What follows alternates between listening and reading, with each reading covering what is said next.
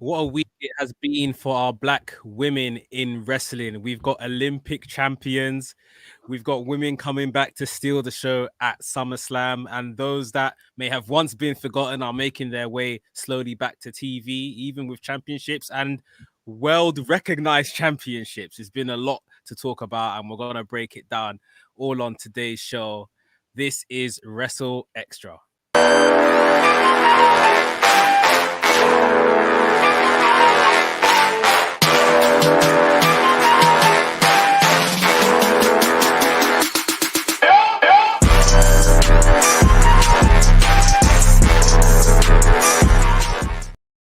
Yo, it is your boy Dazzle, and my ears are hurting because I'm using the new system and that was loud. Music hurt my ears, that bass. Wow. Folks, this is us, man. This is Wrestle Extra, of course. I am your boy Dazzle, and here with my tag team partner, as always, Mekz, the Wrestle Maniac. You are listening on Affinity Extra.com and watching live right now on the WrestleMania UK YouTube channel. Mekz, as always, starts the day and the show with our little intro and the biggest topic usually of the show. And today, it's encouraging, the week that we've seen for black women in wrestling, not just pro wrestling, not just WWE, but in the Olympics, the biggest sporting event that there is, basically. And we saw the first ever black female American black female to win a gold medal in wrestling. And her name was, I always forget it. I always get it wrong, I'm just making sure I get it right. I'm going to read it properly, Tamyra Mensah-Stock, who is, as I said, the first black American female to win a gold medal in wrestling. Bro, it's crazy. It's crazy the type of things that we've seen this week. We've seen, we've seen the Olympic Championships. We've seen, Sasha Banks has returned with Bianca Belair. We've got encouragement on that side, as you said. Going to steal the show at SummerSlam, very likely. We're seeing Trisha Dora and the Pan-African World Diaspora Championship being recognized as a fully fledged world championship. We'll talk about that in a second as well. And even small victories like our friend TK Trinidad over at the Women's Wrestling podcast, Women's Wrestling Talk podcast, now on Fight TV. That's big. That's massive. That's one of the biggest streaming networks for combat sports, not just wrestling, but combat sports in general. So for them to get I think it's a bi-weekly slot that they get during like a prime time. I think it's like a Thursday evening. It's a big thing. Their first guest on their premiere show was Mickie James as well. Yes. They've even added more presenters. There was 3. Now there's like about 8 of them. It's a massive level of inclusion as well. Ladies, black ladies, Hispanic ladies, white ladies, all coming together and talking about wrestling. Women talking about wrestling, and they've had a great run. So far, they started out years and years ago. TK Trinidad was kind of like, the founder and the host, and they're on, different things. And bro, even like some of the news exclusive stuff of people signing somewhere and people giving off, exclusive stories and whatnot have come from that show as well. So major props to them. Going back to the Olympics. So Mensah-Stock, as we said, won gold medal, first black female, American female to win a gold medal, and only one of 2 Americans to win a gold medal in wrestling in this Olympics. The other person is a black man. First name is Gable. Just call him the American Alpha. You might as well call him the American Alpha, Gable. It's crazy how we are, or this week at least, and obviously we talk about this all the time on this show, how we're progressing in the world of wrestling, and not just now pro wrestling, but also in the Olympics. They call it amateur wrestling, but I never like to call it that, because that just sounds bad. It's at the Olympics. How can it be amateur? But we know the distinction. Pro wrestling is more the entertainment, the show. Amateur, quote unquote, amateur wrestling is the sport, the straight up sport. What's very interesting, and we'll talk about this, I'm going to get your thoughts on this one. What's very interesting about that specifically is that Triple H has been very outspoken, quick to congratulate them both. They posted it on, I think it was NXT's or WWE on Fox Instagram page, and on Twitter. Triple H was like, the door's open. Even Mensa Scott herself, Mensa Stock even, was asked the question in an interview by someone, and the question was, I love wrestling. Would you ever think of joining WWE? She jumped and was like, I would love to. And for anyone that doesn't know, if they haven't seen her, outside of the ring or the circle, I don't even know what they call it in that sport. I said the circle. Circle, ring, the actual circle, ring. Anyway, she is very, very charismatic, very fun-loving, joker, and all the rest of it. So the presenter, the interviewer, even said, like, you've got the skills, of course, you've just become Olympic champion, but you've also got the character. We saw as well the type of adulation that Big Gabe showed when he won his gold medal as well, the backflip, and again, Triple H was someone who commented on that. Do you see them too, or how possible of a progression do you see that happening for either of them two, or is it just kind of one of those? We're saying it in the moment, but will it really happen? What's your thought on that? Well, I think for Gable Stevenson, it's definitely more of a reality. He has been affiliated with Paul Heyman at least for the last 6 months now. Right. I think Paul Heyman spotted his talents very early on. I mean, I don't know for facts, but I would not be half surprised if he has already got a WWE contract. Right. I remember, I think it was one of the takeovers. Was it last year or maybe very early this year?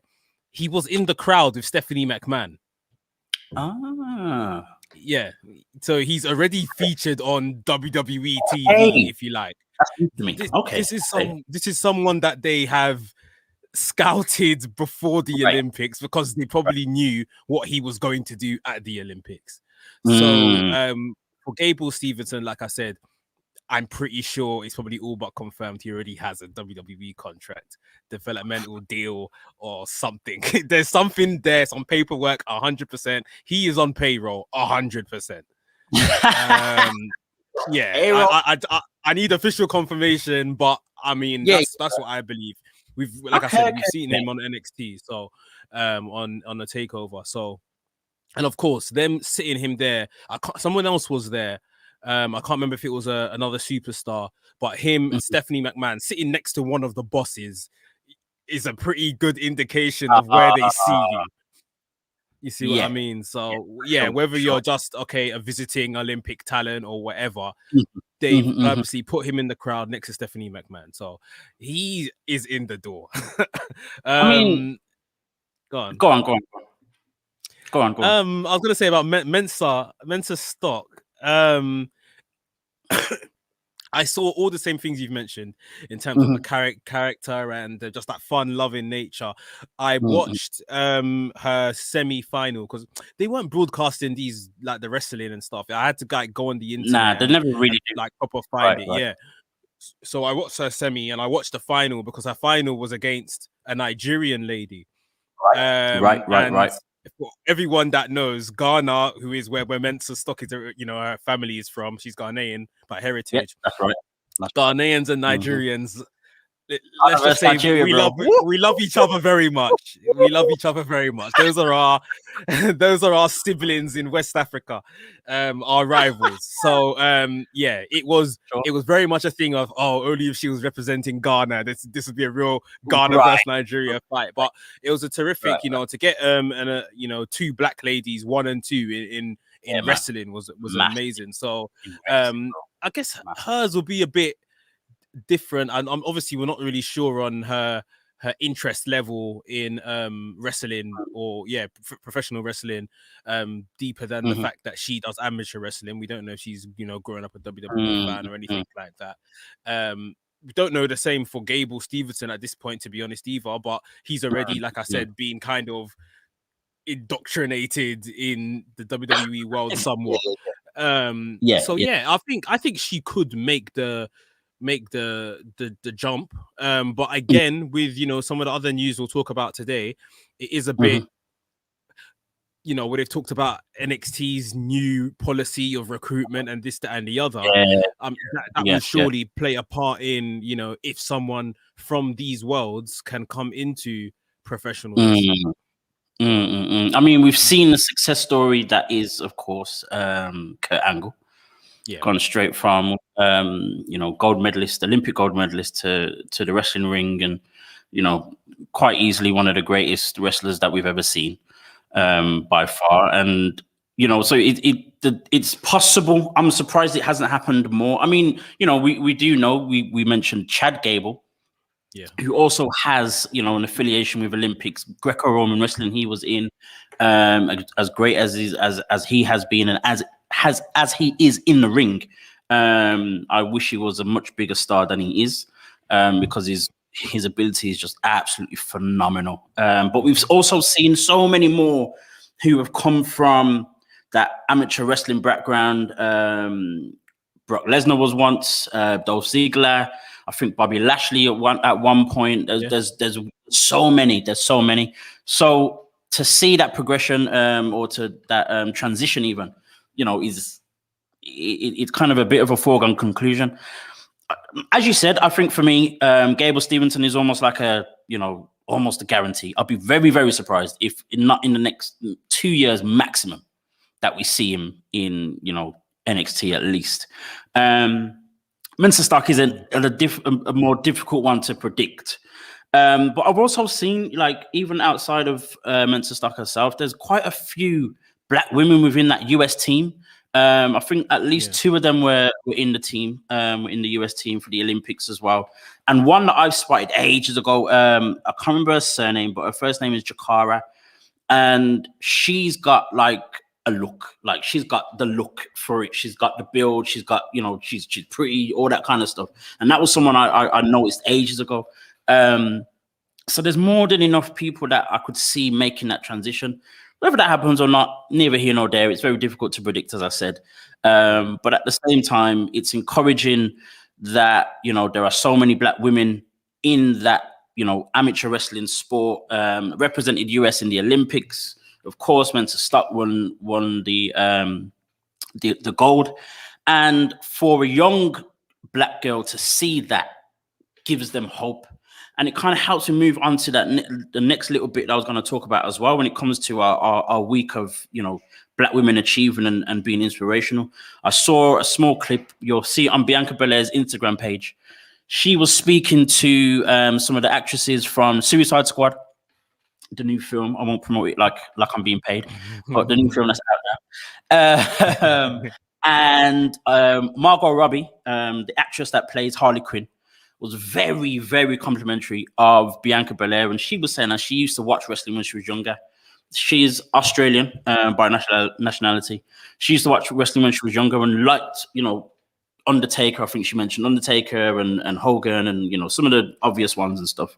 But also said to Bianca Belair, if there were women doing what you're doing now, then she kind of feels that she would have either been where she is now much quicker, or even possibly a wrestler. To see that, and for Bianca Belair to receive that type of,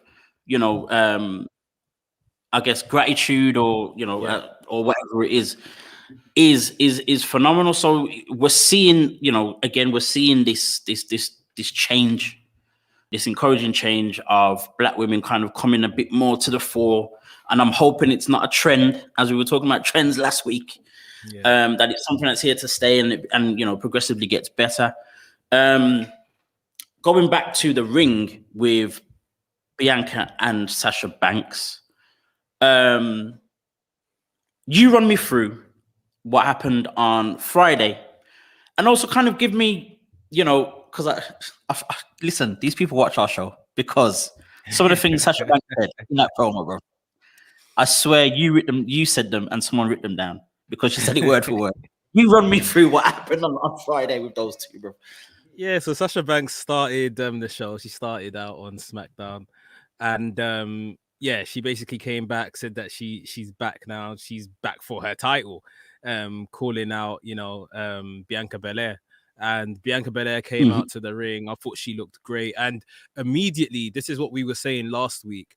Her energy was just different. It's because like you're in a segment with Sasha Banks, like the energy is right. so proper, like, and of course you got the crowd fully on her side of things, and she came out, and Sasha immediately left the ring, and as soon as Sasha went to stand on the announcers table, and she said that she was going to give Sasha a match, and that's when Zelina Vega came out, and Zelina Vega said that, well, you promised me an opportunity, and she went to give her the opportunity on the night. I think they changed it later on to just like a contenders match, which Zelina lost, but then announced that Sasha will be the actual SummerSlam match.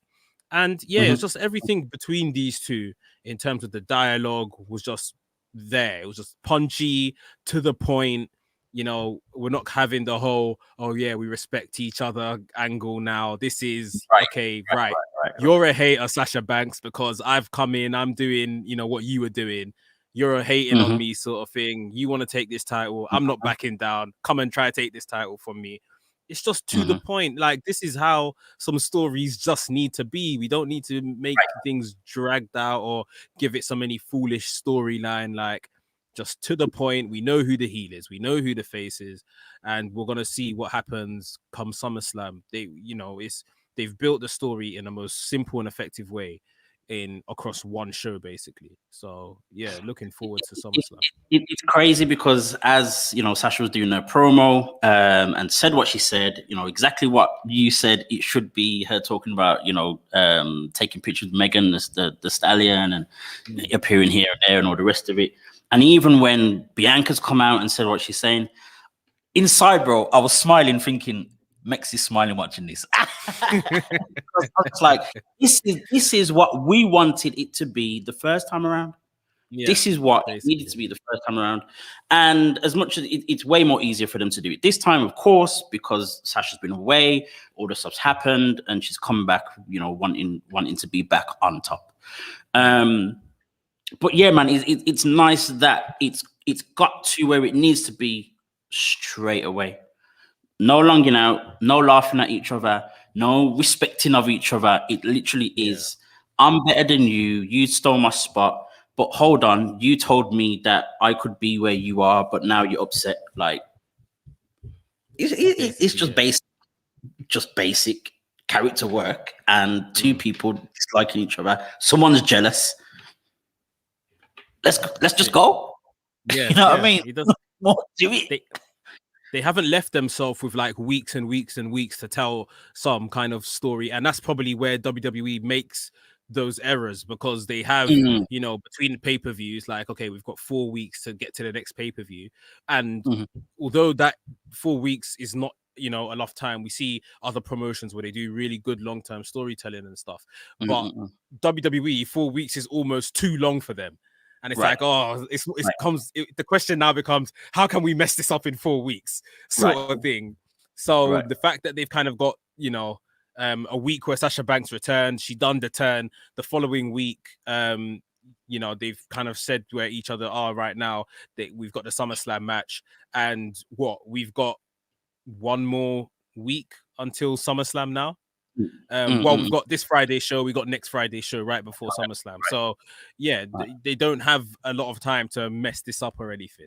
They're gonna probably have a couple run-ins. Sasha will probably attack Bianca right before the show. Yeah, that's all they've got time for. We can't really mess this up from here. That's all we need. You know what I mean? Doesn't need anything more special than that. That's all we need. Let's go to some of the comments. If you can go to NK's comment about Gable Stevenson fitting. So NK, what's good? NK writes, Gable fits what WWE want going forward.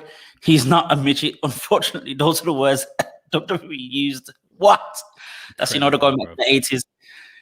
He's young and credible. I guess for me, the main reason I'm going back to this comment is to go to this next topic of what's been going on with NXT and the cuts that they had last week. I think it was Friday. Announced that 12 people. I think it ended up being more than 12 in the end. 12 people were cut from NXT. 2 of them being former NXT North American champions, and they were champions this year, not like 2 years ago, 3 years ago, literally this year. One was 3 months ago, the last NXT champion. What? Bobby Fish was another one. Mercedes Martinez, who was involved in the story. Bobby Fish was on NXT just last week. And Tyler Rust as well. I mean, what? Diamond Mine, yeah, just newly put together. Literally just put together just about a month, 2 months ago, the most. We're seeing all these reasons why, and talking about Vince McMahon being very upset. Basically, he's not going to admit this. Neither are his 2 cronies going to admit this, but they're basically upset that NXT lost out to AEW when it came to that little Wednesday night, fake Wednesday night war, nonsensical Wednesday night war. And now he's throwing all his toys out the pram and saying, right, it didn't work your way. Let's go back to my way. So John Laurinaitis, and what's the other guy again? I forget his name, but Pritchard. Pritchard, that's the one. Bruce Pritchard. 12 NXT stars with no input from Triple H and Shawn Michaels, who actually run NXT. And it's looking a little scary. So they're saying they don't want no small people, and they don't want no one under the age of 30. Over the age of 30. Over the age of 30, sorry. It's scary, bro. Like, what's going to happen here? Like the way I see it, I'm trying to look at it from a real business and diplomatic point of view, and it's very disappointing because for ages now NXT has been a lot of our favorite weekly show, and it has slowly died a death over the last 2 years, and even with now it's kind of got its own night back. They've moved off the night that AEW's on, and things have been on the up, at least from a interesting TV standpoint of view, maybe not in terms of viewership and all of that, but yeah, it's very much that Vince just doesn't believe in NXT, doesn't really believe in the people behind it. I've been in conversations over the past week where we've looked at who have been successful NXT call-ups and stuff. We can mention the Shield boys when they were called up, Kevin Owens, but I think you could easily say that Vince just personally likes Kevin Owens, because he's given Kevin Owens a lot, even on the main roster. You remember that story where Kevin Owens headbutted Vince and Vince started bleeding and stuff like that. So I think he just likes Kevin Owens. Finn Balor, I think he didn't really like Finn Balor. Finn Balor was more of a Triple H project, like, take this guy, he'll be great. Then Finn Balor got injured on the first night when they tried to shoot him to the moon, and then it was like, well, there you go.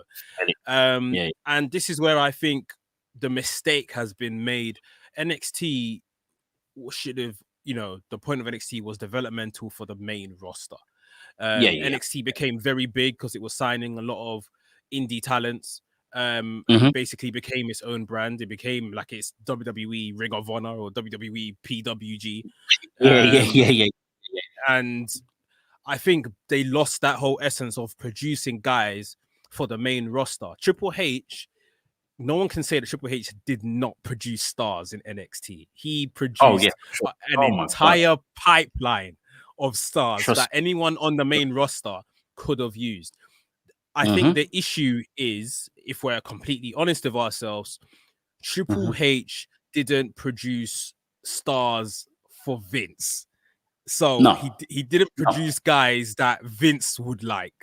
He just produced stars, gave people the tools to go ahead and be a star within their own characters, whatever the case is. But that's why when we see them get to main roster, there's name changes, there's moveset changes and character changes and all of that kind of stuff. Because he never produced guys that Vince would be happy with. And that's why Vince is basically, by the looks of it, stripping everything back. It's just like, okay, we lost the essence of whatever this show was meant to be. We're going to literally turn this back to OVW and everyone here is going to be between the ages of 20 and 30. They're going to have a certain stature. And this is going to be the pipeline to get to the main roster. Now, does that mean that, everyone that's currently over 30 at NXT is going to just be pushed up to main roster after SummerSlam? Or are they going to release? Yeah, or released? That's a very big possibility. I think this could end up very, very messy. You can't just change these things overnight. I don't know how they're gonna do it. And even with the women, I'm very scared that obviously we've just spoken about a lot of great things happening in women's wrestling, soon to talk about some more. But are they gonna go back to like divas and all of this kind of stuff? That, bro, it's absolutely mad. I'm just seeing here Shantice in the comments is saying he didn't produce stars, he produced fan favorites. I mean, that's arguable. I think that it's kind of one in the same somehow, but I do get the difference. He said Vince hasn't produced a star in a very long time, and that's the truth. Not at all. That's the truth. Yeah. I mean, you can kind of argue Roman Reigns, Seth Rollins. Roman Reigns quite a bit because Reigns wasn't a star or someone we were really pulling for before, when he was on NXT. Yeah. Seth Rollins, he was hardly on NXT. Exactly. Seth Rollins, you can argue because he was already NXT champion. We kind of recognized him already, and he had that kind of CM Punk lookalike type of thing, and blah blah blah. But I would say Roman Reigns is probably the only one you can argue Vince has made into a star or forcefully made into a star. It took a while. It took a long time. And for Roman Reigns to disappear, under unfortunate circumstances. Yeah. But I think it was more that than Vince's mind, basically. It's scary to think that we're gonna go back to the days of OVW, FCW, all that kind of thing. But I very much agree with you. It's as much as I don't want to. I very much agree with you on the point that Triple H turned NXT into something that wasn't for Vince. Now, I don't know whether there was a conversation between them and Vince was kind of like, right, just go and do what you're doing. I'm sure there was always this, these guys are going to be pulled to main roster, and Triple H knew that, but he maybe got to this point where he was like, yo, I'm making something here. I'm going to do this, that, and the next. And obviously then he had this whole scheme of having NXTs here, there, and everywhere. Obviously we've got NXT UK. There was plans for NXT Japan and NXT Mexico. So, even NXT, I think Australia at one point as well. So, Triple H kind of went in a very different direction. For us, that was a great thing.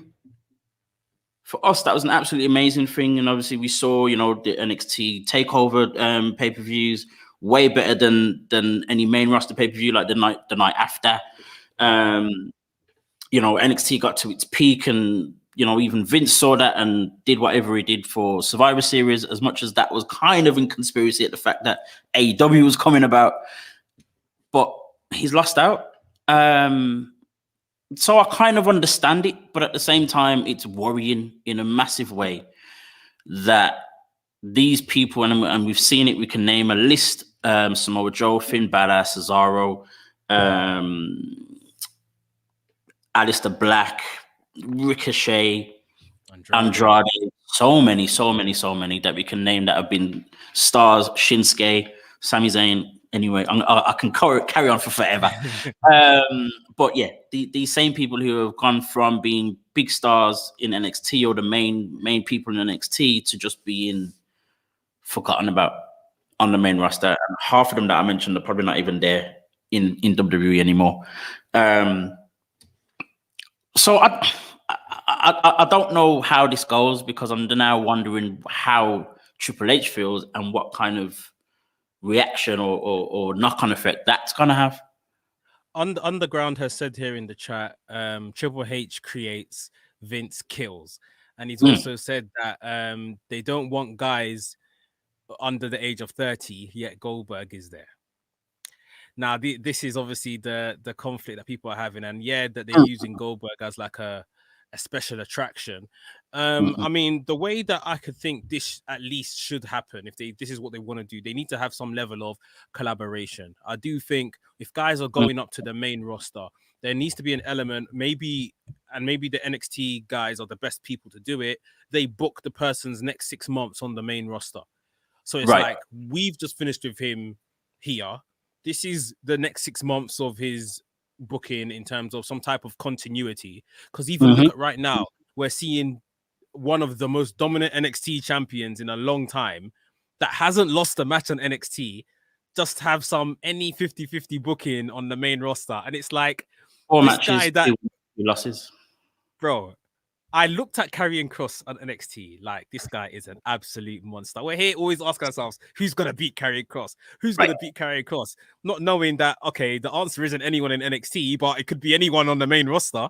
Literally anyone. Jeff Hardy. Like, you see what I mean? Like, so I think there has to be some type of continuity and getting some input on how to get these guys over. Then you don't have to make such a necessary, a drastic change. And then are you going to give, the problem with the main roster is time as well. Are you going to give these people time to get over? You still need to write them in good stories. If you get a 28, 29-year-old come up to the main roster, he looks like John Cena or whatever the case is, and you give him rubbish booking, like nothing's gonna change. You see what I mean? Like, so you still need to do your side of the deal to get these guys over. You can't just put it through, put it down to NXT that, these guys that you're giving me just aren't up to par or whatever the case is. Like, it's not fair. I mean, I guess one of the encouraging parts when it comes to what you just said as well, though, is that if they have a criteria for these people, they will then have, more likely they're going to take a liking to them while they're in NXT. So it won't then necessarily, hopefully, won't necessarily then be them coming into the main as some completely new person, completely new character, all that kind of stuff, because they've already taken a liking to who they have, I guess, molded them to be in NXT. But I guess at the same time, when you look back at what OVW was, OVW very specifically, and the last class of OVW was Randy Orton, Batista, John Cena, and Brock Lesnar. Well, that was like the last famous class, but there was classes after that. Yeah, it was Florida Championship Wrestling, innit? I guess it was a different promotion. Just after that, yeah, just after that as well. But you had those guys. If you then get 4 or 5 guys like that, does that work? I don't feel it does, because of my preference when it comes to what I want to see when it comes to wrestling. And what I feel development and, having a level of the indie stuff. That's why I think, NXT was almost perfect. It kind of merged the two worlds together. But yeah, it's worrying for everyone that's involved in NXT now and what the product is going to be moving forward. And then even what WWE is going to be moving forward. Because even what it is now is like, what's going on? Yeah, it's not. And I'm slowly making the transition to hoping, I don't want to say it, but AEW. I might actually, but they need more black people in AEW. That's all I'm saying. They need to put more focus on some black talent. To be fair, to give props, and I'm not immune to giving props to AEW, but they are doing things very correct on the surface level of things.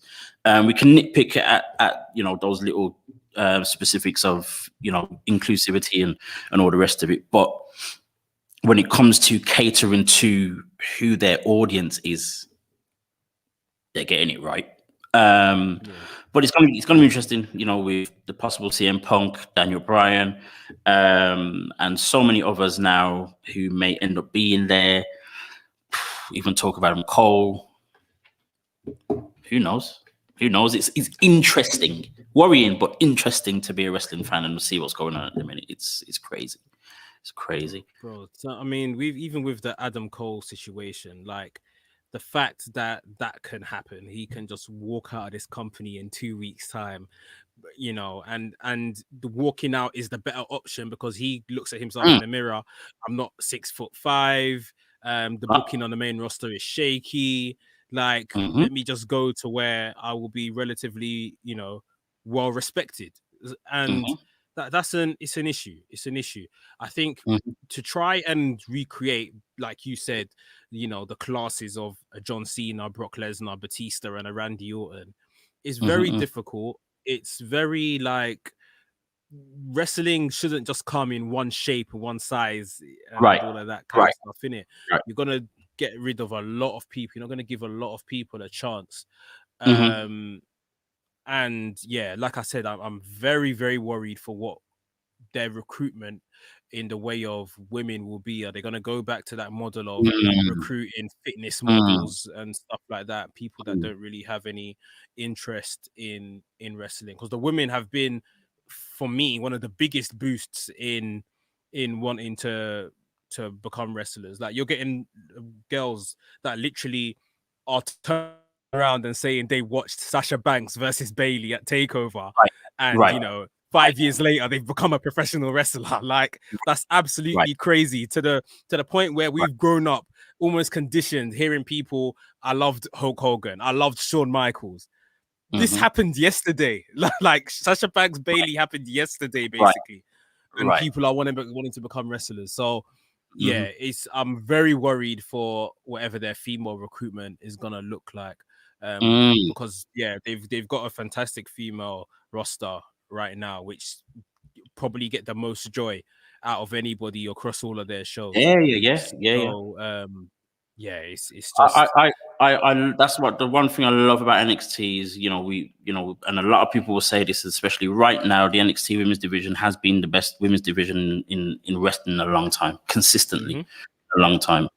And it's very encouraging to see, sometimes 3 matches, women's matches on a show, whereas back in the day, you'd lucky to get 3 minutes of women on any main roster show or whatever else, and that was just weird in itself. Anyway, the matches weren't great, and women that didn't really know what they were doing and all that kind of madness. Whereas now it's a very different thing. Some of them can do things better than the men, and tell stories, and move sets, all the rest of it better than a lot of the men. So that is very worrying, and I think as well it's worrying for Black females, if we're going to be very specific as well, because they have come through as the ones that can go. Naomi, Bianca, Sasha, Ember Moon, even some of the new ones that are coming through now. We mentioned, Trisha Dora. There's others on other shows like Tasha Steeles, for example. Like, these women can go. They're not just the pretty face who kind of just decided to see what this wrestling thing is about. They've got the athleticism. They've got it all. They've got it all, the passion, everything, all the rest of it. So to then think that there's a possibility that as while the men's criteria is going to be tall men and under 30, are we going to, as you said, are we going to go back to that divas era of fitness models, or, you know, just pretty faces and good shapes and blah, blah, blah. That's worrying. That's worrying in itself. To swiftly move on to the next category, kind of trying to keep it very similar, but we mentioned Trish Adora just now. And of course, you know, the Pan-African World Diaspora Wrestling Championship. I don't know why it's so easy for me to say that, because that is a tongue twister all on its own. Trust me. But yeah, that has been officially recognized by Pro Wrestling Illustrated magazine as an official world championship. Now, to put it into perspective, just because PWI has called it official world championship doesn't necessarily mean it's like some, you know, now official or whatever else. The reason why this is a big thing is because PWI is possibly the most respected pro wrestling publication in the world. Obviously, when they bring out their top 500 men, or I think it's the top 200 or 250 women, everyone makes a big thing of it and all the rest of it. So PWI is a very much well-respected publication and brand. So for the Pan-African World Diaspora Wrestling Championship, sometimes I just say that just to sound nice. Anyway, just to show off. It's a massive thing because that championship only came about 2 years ago, just over 2 years ago, early 2019. It was created kind of out of nowhere, not by any recognized promotion, not by any well-respected person in wrestling to that level. It was simply a guy called, he calls himself Johnny Cross, Johnny with an X, but he said he's Johnny Cross. A black guy just on the indie scene doing his thing, and decided that he was going to create this championship that was going to be exclusively for black wrestlers. The belt is quite possibly the nicest looking belt in all of wrestling. It is so well designed, beautiful, represents everything that it needs to. And they had this whole run for about a year after introducing the championship itself, of kind of trying to, you know, recruit indie guys into jumping into this championship tournament that they had. They eventually did, and February last year, Trish Adora was the person who won the championship, the only woman in the tournament. She won it in a triple threat match, and is the first and only champion so far. She's defended it here, there, and everywhere. She ended up being on both the men's, or I call it the main list, PWI's 500, and also on the women's 200 list as well. I think she's only one of 5 women who managed to do that, which is massive. And now it's being recognized as an official world championship on the level of, well, I don't know about the level, but in the same category at least as, you know, the Impact World Championship, the AEW World Championship, the WWE Championships, all of those. The progression is ridiculous, bro. It's crazy to think, because I remember when they first brought it out and I posted about it, and I was just like, right. I said to them, I'm going to push this as much as possible. Let's push this as much as possible. And I had no idea where it was going to go. No idea where it was going to go at all. And even through the time Trish Adora has been champion, it's kind of like, right, we can push this more. How do we push this more? How do we get it over more? How do we get it recognized? Of course, there was this backlash of, oh, is it just for black people? And that's racist and da-da-da. Don't get me started. So to see where it is phenomenal. Tell me your thoughts on how you felt when you saw the news, and what do you think it means for the championship? And do you think it means anything for PWI itself? Well, firstly, I think it's a very big look for the championship. Mm. Trisha Dora, I've obviously I'm not as learned as yourself when it comes to some of the stuff that's happening in the indies in our black spaces and stuff. But I've always I came into the game thinking that was like her personal title. That was Trisha Dora's personal title. Like it was like a FEW championship or something like that. Right. Until I learned no, this was a championship that was put together by in a whole independent owned person. She's just the winner of the belt. She defends this title. She puts on great matches as well. I've seen these matches, and like I just thought when I heard the news on the weekend, I thought this is really good. This is really impressive. It's a good look. Ideally for me, I would want the belt to be like under a promotion of some sort. Right. And that's the promotion's world title and all of that kind of stuff. PWI recognizing it is a nice touch. Like you said, PWI are really up there in terms of pro wrestling journalism and reporting, and it does a lot to have such a recognized body or board, if you like, kind of this championship and call it a world championship. Is this a bit of lip service or trending, like we're saying that this is just something called tick boxy sort of thing? I hope not. Again, like I said, I hope this can kind of now that it's got this kind of title, we can kick on and we can see more shows around this title and more matches, high profile matches around this title as well. But personally, and this might sound a bit controversial, I covet what is called a world title and what's not a world title. And not even just this, we obviously saw the other what is it, the IWTV Independent Championship. Has been made a world championship as well. And I was looking at it and I was thinking, very much like you said, so you're telling me this is on par with the the WWE championship, the AEW championship, even the Impact championship.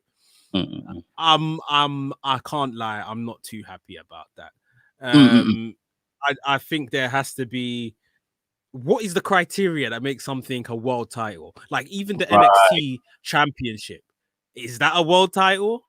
Because I've never heard it be discussed as such. It's a top belt. It's a top title in a promotion. But is that a world title? Like, I'm very, very protective over what we call, and I don't even know why. But yeah, some things I don't think are a world title. They're just maybe the top title of a certain promotion. And what makes a world title?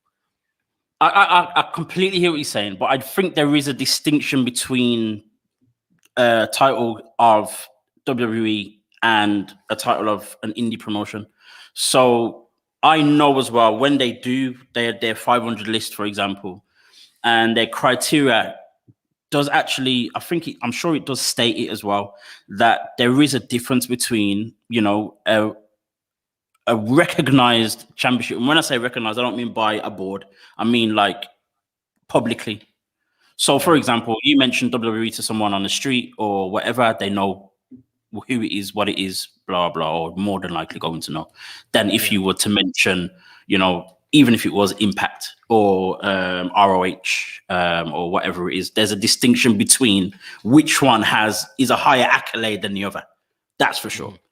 But I guess, there is still an argument with the Pan-African Championship because it doesn't belong to a promotion, or there's no strong foundational promotion that everyone wrestles under or whatever it is. I mean, the company or promotion that it's under is called Fight Club Pro.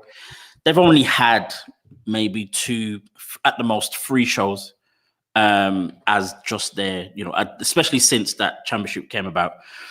So there's an argument in that.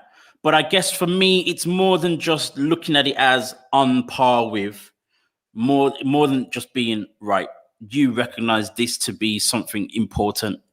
So for me, with that specific championship, we know that it's more so about black wrestlers, African American wrestlers, or black wrestlers in general, actually. And this title is for them, for a major body like PWI to recognize that and give that some, I guess some stature is a massive thing. Yeah, it's a massive thing itself, and I'm hoping it isn't just a tick box, or I know this person who knows that person and they told me to add this one, and and stuff like that. I hope it is then becomes a thing where we do, as you said, get more matches, high profile matches. Like, for example, we're seeing NWA are putting on this Empower event, which is all women's wrestling evening. You're gonna see the NWA Women's Championship defended and the Impact World Women's Championship defended on the night. It would be amazing to see the Pan-African defended on a show like that. Yeah. So even in ROH, Trish Dora has been working with ROH for the last few months. They're doing their own women's tournament as well at the moment. She's been there. So even to see her bring that there, and actually be recognized as the champion, and maybe have a match or two, maybe Willow Nightingale or Nicole Savoy or any of the other black ladies that have been featured in ROH lately, even that alone is now a stronger possibility because of this.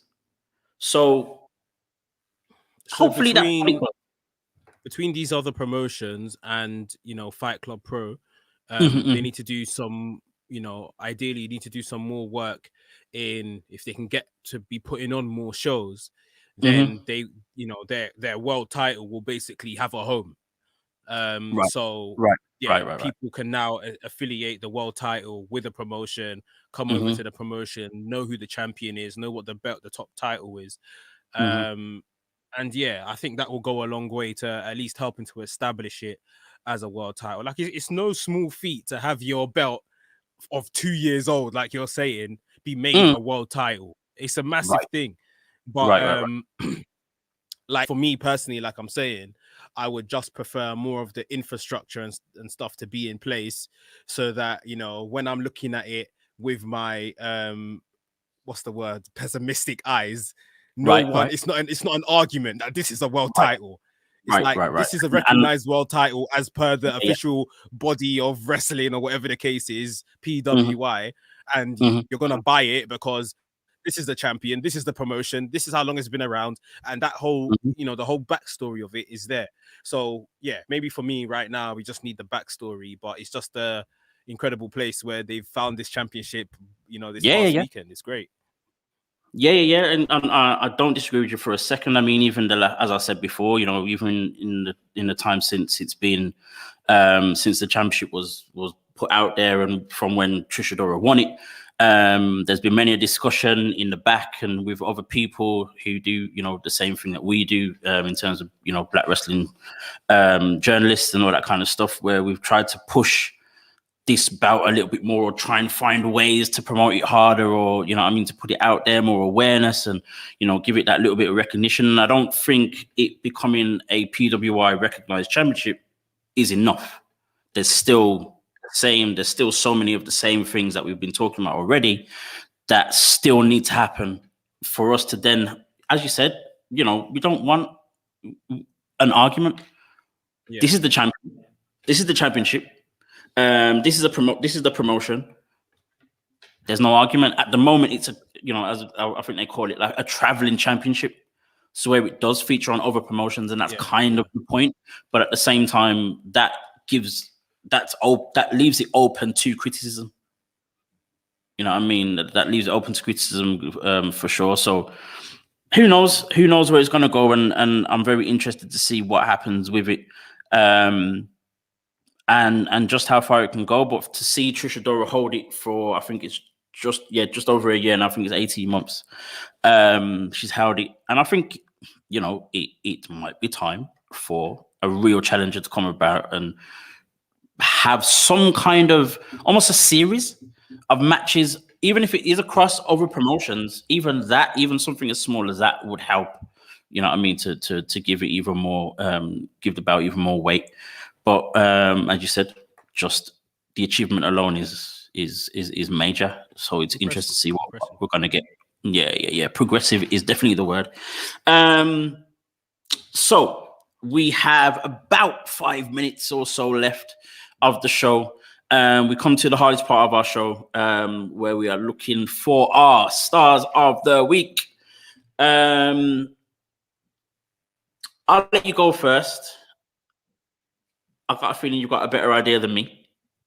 So fire away. So my star of the week, I've got an honorable mention, but I'll keep that for afterwards. That might be yours. But my star of the week is Red Velvet. We saw her come back on AEW Dynamite this past week, and it was in the Britt Baker segment. And I'm not even gonna lie, when her music hit, I was thinking, who is this? And then she came out, and I was just thinking, what are you doing here? Coming to interrupt the champions, conversation with Tony Schiavone. And she literally just killed Britt Baker on the first line. Red's not your color. And I was like, cool, we're here. Let's go. Like, you've woken up today. You've chosen violence. So let's go. Basically, she's challenged Britt Baker to the championship on the debut of Rampage on Friday, in Britt Baker's hometown of Pittsburgh. So it's going to be a massive reception for that match. And I think it's just great. She's someone that they know they can clearly just slot into these positions. Very trustworthy, put on a very good match with champions or at least other high profile people that they've got plans for. And she produces, makes them look good. Can deliver a solid match. All in all, it was just kind of great to see Red Velvet on our screens. I haven't seen her for a while, at least on Dynamite anyway. I'm not sure what the hell happens on Elevation or Dark. so yeah, great to see her at great to see her at Dynamite. I was really happy by the end of that segment. So yeah, looking forward to their match on Friday. Well, quite surprisingly, I'm going to keep it AEW. My star of the week, and it's more so because I want to mention what's happened this week. Is Big Swole. Yeah, that was my mention. I kind of had a feeling. I knew it was. We're just there, same level. For me, I have been complaining about what's been happening or what's not been happening on AEW, but it was very, it was very nice to see, very refreshing to see the interaction. They had like a backstage slot with Big Swole and Diamante and Mark Henry. Obviously, as some know, some may not know, Big Swole and Diamante have had this kind of like this little feud going on, and at first it was just someone called out someone else, and the following week they had a match. I think Diamante won by cheating, holding the ropes while she was pinning Swole. But the story is continuing. For me, that alone is nice. What they did in this backstage segment was have Mark Henry as the mediator and interviewer, and getting the opinions of each lady. It was Big Swole first, and then Diamante kind of tried to butt in, and then it kind of turned into this scrap. And, it's nice to see that it's going to carry on. And it's amazing just how simple that one little simple thing now has me interested. I'm actually trying to watch Dark tonight. Like, that's what they had to do the whole time.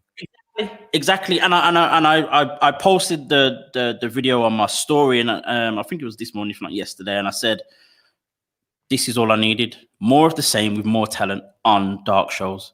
It's very simple, basic, straight to the point. Just give us a nice feud, some story, some tit for tat, some I'm better than you, no, I'm better than you, or you cheated the last match, so I'm going to beat you the next match. Just simple stuff, like not this 5-6 minute matches of faces that just get pinned. Like, I'm not here for it. Not here for it. It's simple. Let's get straight to the point. Getting pinned.